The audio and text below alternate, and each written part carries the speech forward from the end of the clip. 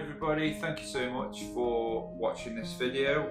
This is episode 2 of Tied to the 90s, a video series where I look at films from the 90s. We're all nostalgic for the 80s, but it seems to me that we're all becoming really nostalgic for the 90s at the minute. And I think we've come a long way in a short amount of time. But I haven't been creating or putting out videos over the last couple of weeks. As you see by my numbers, very small channel, but I do this for fun. But if you want to click subscribe, hit that like button, and of course hit the notification bell, and then you'll be notified. That's how a notification bell works. So what have I been doing? Well, I've been gradually getting through this book, Cajun Skies, which is what the film Jojo Rabbit was adapted from. And then last week I bought this, which it's a bit of a beast. So I haven't finished it yet. It's the complete work of H.P. Lovecraft, and as you can see, it's an absolute beast. I've read several of those at the minute, still unsure. So I'm sure at some point. I mean, there are how many pages? 1,098 pages. The complete works of H.P. Lovecraft, which I bought last week. So that's been good. I've been enjoying that. But today it is tied to the 90s, and I just finished watching a film that I absolutely love. I've not watched it for several years now, and it's one of those films that I've absolutely loved every time I've watched it. But you know, when you go through your films and you go, why haven't I watched that like any time? It must be at least like 5 or 6 years since I've watched it. It's The Truman Show. This film, when I saw this film, it just blew me away. Now, this film came out in 1999, and it was one of those films that immediately, as soon as I saw the trailer, immediately it caught my attention. I was interested. Didn't know a great deal about it then, apart from what I'd seen in the trailer, which is, you know, it's a man on a television show. That's sort of the way it's pitched to you. But this film has so much depth, so many layers as well, and it's one of those films. My relationship with film. I'll try and rephrase that. The kind of films I like are the films where I can go back and find something new and something different to it each time. So, for instance, it's not a film from the 90s, but you know, when I go back and watch Alien, I look at the sound design. And then sometimes I go back and I'll notice. I remember watching it last year and thinking about the way that the ship looks, the way that it looked dirty, and the way that it looked greasy, and it just had that feel. You know, you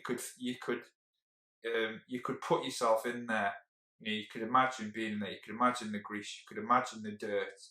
You know, and that added something to it. And in the case of this, you know, when I was watching it today, I was just thinking about the way that they use product placements in the movie. That's not something I really thought about before.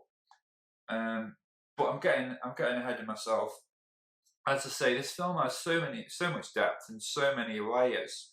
And if you haven't seen the film before, the premise is that Truman Burbank, played by Jim Carrey, is the first person to be legally adopted for a television show. And his whole life, obviously without him knowing, his whole life is being shown to the world, being broadcast to the world. And so everything that happens to him has been manufactured. Again, someone will be having a conversation with him and they'll just start talking about a product in a lot of detail. When I was watching it earlier, going back to the product placement, I was thinking, when his friend, or the actor who's playing his friend, although he doesn't know it's his friend, when he is, he always has the exact same beer. That beer company is obviously making money from the beer being advertised. So every time they meet up, he'll have a 6-pack of beer. So again, like, when you first watch it, that can just be, because I watched this when when I was 14, 1999. So those things would have just sort of gone in my head. I know they sort of mentioned it briefly, but it just went over my head. And over the years, I've been picking up on so many other things that I've never really thought about the product placement. And I think that is the mark of a good film, as I say, that when you can go back and pick up on something, I just think that is a work of genius. The person behind all of this is played by Ed Harris, and he is very much in control of the way that people act around Truman. He's created this world that Truman lives in, but it's really sinister as well. Like, it's not just like a drama. Like, it is really, really uncomfortable in places. And I'm not going to give any spoilers away, other than sort of what you'll know in the trailer and from bits and bobs. What I loved about this film as well, other than having so many sort of layers and so much depth, is the performance of Jim Carrey. Now, at the time, I'm sure, I was the same as well, that people will have just known him from his comedies like The Mask and Dumb and Dumber. But this is around the time where he was taking on more serious roles. That's not to say that there aren't funny moments in this, but it's a lot more controlled, and I think it really shows the range that Jim Carrey has. And I think he's a brilliant actor, and I think he's a great performer, and he's really funny. But when he has that balance, he can bring something. He brings an authenticity, and he brings a real authenticity to that character, because Truman Burbank is just an everyday person, but he has been, his whole life has been, as I say, manipulated by these outside forces, and it's only when he discovers this that he can really begin to sort of move forward and grow as a person. Because all these things that have been happening to him, there's a trauma that happens to him, and again, that's been manufactured. And the only way that he can get over this and move forward is by confronting these sort of outside forces. Now, when I say confront, obviously he doesn't, and again, I'm not going to spoil it. I don't mean he goes to the studio. I just mean by he becomes aware. He's confronting everything around him by when he becomes aware. I was rambling there, but that's what this film does to me. It brings something out of me. It's a very emotional film as well, and there are moments where you really feel like, well, it's like, it came out in 1999, and it's so far ahead of its time, and the writers and directors were really clever. Sorry, there's only one director. They were seeing something that was happening, and they were trying to think of the word. They were trying to capitalize. That's the word I'm looking for. They were trying to capitalize on something that they saw happening around them. Similar to in the previous review I did, the net. They saw that the internet was on the rise and all these different things, and they used it. And he used the writer and director used sort of reality television and surveillance to their advantage, because it was only a few years after this that we got the big sort of boom in reality television, like Big Brother, Survivor, those kind of things. And this idea of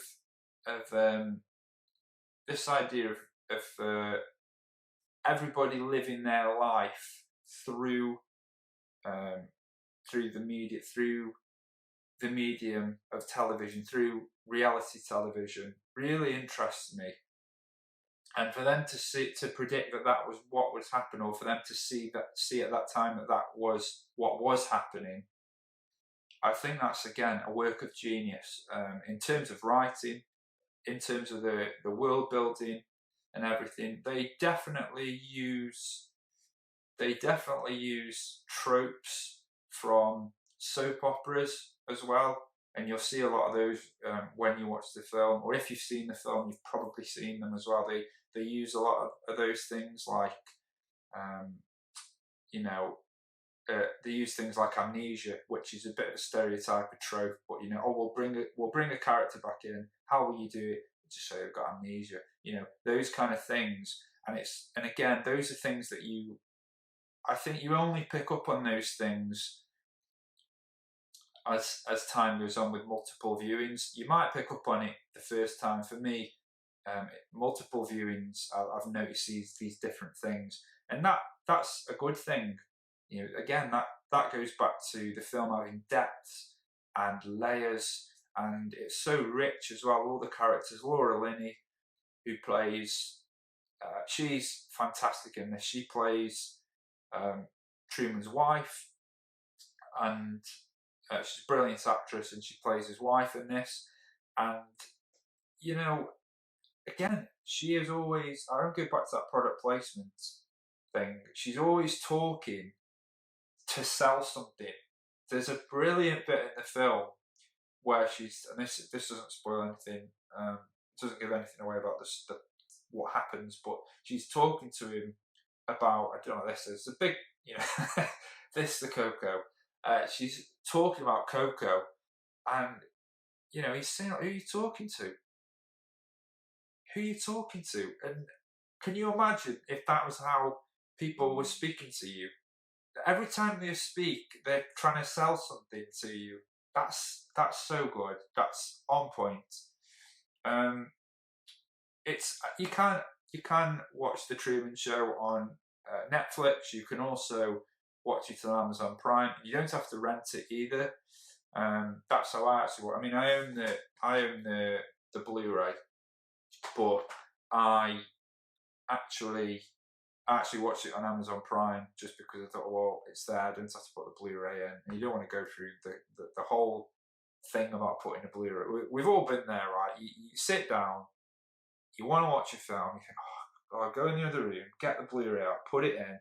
First world problems. With everything that's going on in the world at the minute, we don't need to we don't want to be thinking about Blu-ray.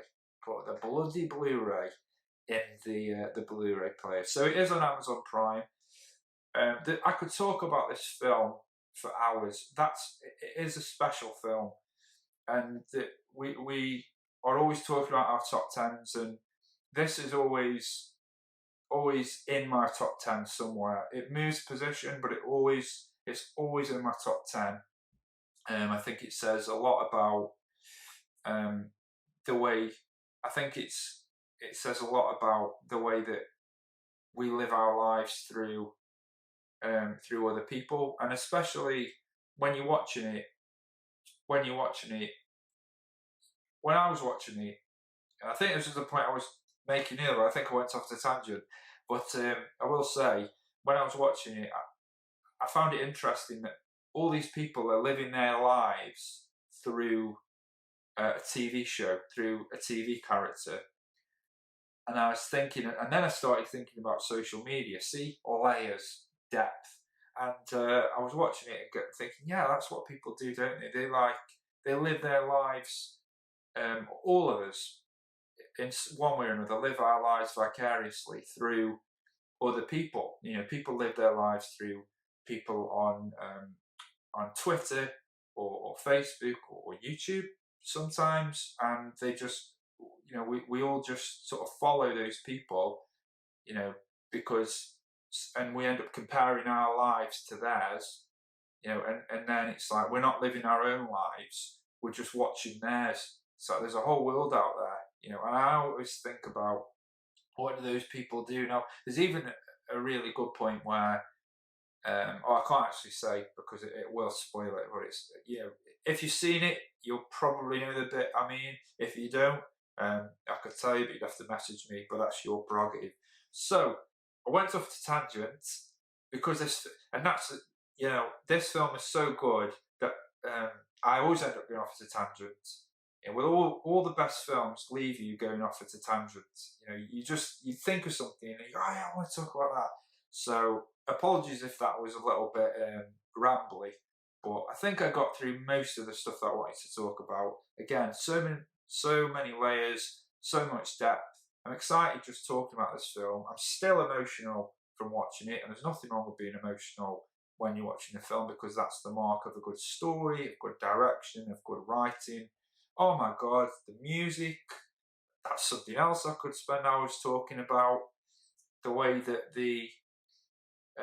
again, everything is manipulated, the emotion is manipulated through the use of music. That does actually happen clearly in film and television. So there's God, I'm just, so there's like the film, the Truman Show is the film that we're watching, but that's the TV show that everybody in the world is watching, and so the audience for that show are being manipulated into feeling something, and then in a way we're being manipulated into feeling something through the music as well. Again, I don't want to keep saying it. It's the last time I'll say it. Layers and depth. This film has it in abundance. But that was my review for The Truman Show. That was episode 2 of Tied to the 90s. And at some point, I'm going to be talking about American History X. There's a lot of stuff obviously happening in the world at the moment, and in no way will me talking about a film change any of that, but I think it'd be interesting to look at that film. So that is going to be something that I talk about at some point in the future. But for today, that was The Truman Show. You can watch it on Amazon Prime at no additional cost. Once you've got a membership, you can watch it on there for free. You can also watch it on Netflix, and of course you can pick up the Blu-ray or DVD from online and local retailers. But until next time, don't forget to subscribe, don't forget to like, and I will see you all soon.